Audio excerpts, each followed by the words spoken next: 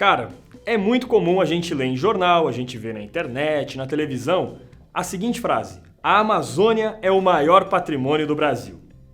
Pensa só, a Amazônia tem a maior riqueza natural do mundo, uma biodiversidade tremenda, é a maior bacia hidrográfica do planeta. Pô, a Amazônia tá com tudo, rapaz. Mas uma coisa que eu sempre pensei foi o seguinte: a Amazônia nem sempre foi de Portugal. Pensa comigo, quando teve a divisão do mundo entre espanhóis e portugueses, o chamado Tratado de Tordesilhas, a parte que hoje fica a Amazônia pertencia à Espanha. E aí, camarada? Como será que esse território foi parar nas mãos da coroa portuguesa? E como será que foi a ocupação do Vale Amazônico durante o Brasil colonial? Essas questões eu vou tentar responder para você nesse vídeo. Fica ligado! Bom, como a gente já viu em outras aulas, a ocupação do território do Brasil colonial era principalmente feita no litoral. Os portugueses não iam muito para o interior da colônia. Foi por isso que alguns estrangeiros começaram a ter interesse em áreas do interior, principalmente os holandeses, os ingleses e também os franceses. E eles foram até a foz do rio Amazonas, em busca principalmente de metais preciosos, de ouro, de prata. Os franceses, inclusive, fundaram até uma colônia no Maranhão, ali na cidade de São Luís. De 1612 a 1615, eles fundaram a chamada França Equinocial, que foi combatida por tropas portuguesas que conseguiram reconquistar o território para o rei de Portugal. Essa ameaça estrangeira fez com que Portugal se preocupasse mais com a ocupação do território amazônico. Em 1621, Portugal e Espanha, que estavam unidos com o mesmo rei, decidiram separar a região amazônica do resto da colônia. Foi criado assim o chamado Estado do Maranhão.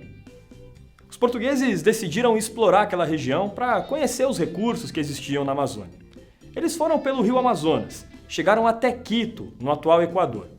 E nessas expedições, eles resolveram dar algum tipo de ganho econômico para a Amazônia. A ideia inicial era fazer a exploração das terras. Só que tem um problema. A Amazônia não é muito boa para a agricultura, não. A vegetação não é propícia para isso. E aí, os portugueses começaram a observar os índios. E viram que os índios utilizavam algumas raízes, plantas e ervas medicinais. Eram as chamadas drogas do sertão. De novo essa piada? Que piada velha! As drogas do sertão eram produtos naturais, extraídos da floresta, que muitas vezes poderiam substituir as tão almejadas especiarias. Como exemplo dessas drogas do sertão, a gente pode citar várias. Olha só, cacau é uma droga do sertão, salsa parrilha, urucum, baunilha, cravo, várias espécies que são típicas da Amazônia. Esses produtos tinham alto valor no mercado europeu. E os jesuítas utilizavam a mão de obra indígena para poder colher da floresta esses produtos e vender para Portugal. Lembra das missões jesuítas que nós vimos lá no sul do Brasil? Aquelas comunidades de índios convertidos ao cristianismo que eram administrados por padres jesuítas? Então, elas existiam no território amazônico também. Os jesuítas faziam os índios buscarem as drogas do sertão mata dentro. E elas eram vendidas em Belém do Pará, de onde partiam para a Europa. Assim, a Companhia de Jesus se tornou rica e poderosa. Eu sou rica! Eu sou rica! Mas quem tinha interesse nas drogas do sertão e também nos índios eram os colonos portugueses ali do Maranhão. Pessoal, é o seguinte, os colonos viam o índio como um escravo em potencial. Eles não tinham o mesmo tratamento que os jesuítas davam para os indígenas. Lá nas aldeias jesuítas, os padres ofereciam ensino e proteção para o índio em troca do trabalho. O colono português só queria explorar mesmo essa mão de obra. E nesse momento o Maranhão passava por uma crise muito grave. Era a época do declínio da produção de açúcar, e os escravos africanos estavam muito caros. Foi aí que os colonos pensaram: a gente tem que pegar esses índios da Amazônia e transformá-los em escravos, para substituir os negros que pararam de chegar aqui no Brasil. Só que aí, os jesuítas começaram a comprar uma briga muito grande com os colonos. E em 1680, depois de pressionarem muito o rei de Portugal, os padres conseguiram proibir a escravidão do índio no Brasil. A proibição da escravidão dos índios agravou ainda mais a crise pela qual passava o Maranhão. É porque o índio era a principal fonte de mão de obra daquela região. E se você não pode escravizar, vai faltar braço para o trabalho. Pensando em dinamizar a região amazônica, a coroa portuguesa criou a Companhia de Comércio do Maranhão, em 1681. Essa companhia tinha uma missão: abastecer o Maranhão e inclusive fornecer para essa região escravos negros africanos. O acordo era o seguinte: os portugueses tinham que vender para o Maranhão 500 escravos por ano durante 20 anos, o que dava um total de 10.000 escravos. Mas, além disso, a Companhia de Comércio tinha monopólio do comércio na região. E isso vai ser um problema grave para os colonos. Porque só a companhia estava autorizada a vender produtos para a região amazônica. Azeite, vinho, e todos esses produtos eram muito caros. A companhia também era a única entidade autorizada a comprar as drogas do sertão ali da região amazônica. Então ela também estipulava o preço que ela queria pagar por esses produtos. E, rapaz, a proibição da escravidão do índio e também essas medidas da Companhia de Comércio acabaram gerando revolta nos colonos. Uma dessas revoltas foi a Revolta de Beckman. See there men in it? Não. Não é Beckham, é Beckman. Meu nome é Bickman e você acaba de chegar ao mundo de Bickman. Não. Revolta de Beckman.